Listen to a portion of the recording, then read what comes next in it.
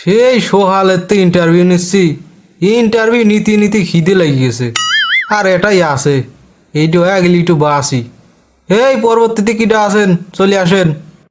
আসসালামু আলাইকুম স্যার, আমি কি ভিতরে আসবো? ওয়ালাইকুম আসসালাম।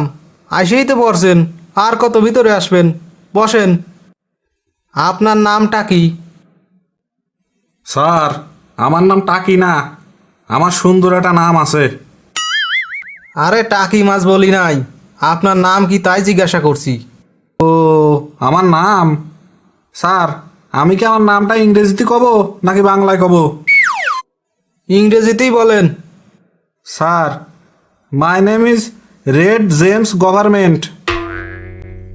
Red James government? এইটা আবার কোনো নাম হইল? স্যার, আপনি তো ইংরেজিতে নাম বলতে বলছেন। এই আমার নাম হইল লাল মানিক সরকার। লালের ইংরেজি হচ্ছে রেড, মানিকের ইংরেজি হচ্ছে জেমস, আর সরকারের ইংরেজি হচ্ছে গভর্নমেন্ট। এই জন্যই my name is Red James government. ও, কারো নামের ইংরেজি অর্থ এতটা অদ্ভুত হতে পারে, আপনারে না দেখলে জানতামই না।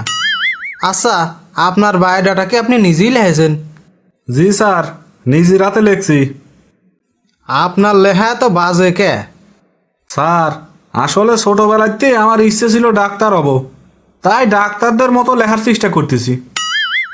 ও আচ্ছা, বলতে পারবেন গ্রামার কাকে বলে, কত প্রকার এবং কি কি?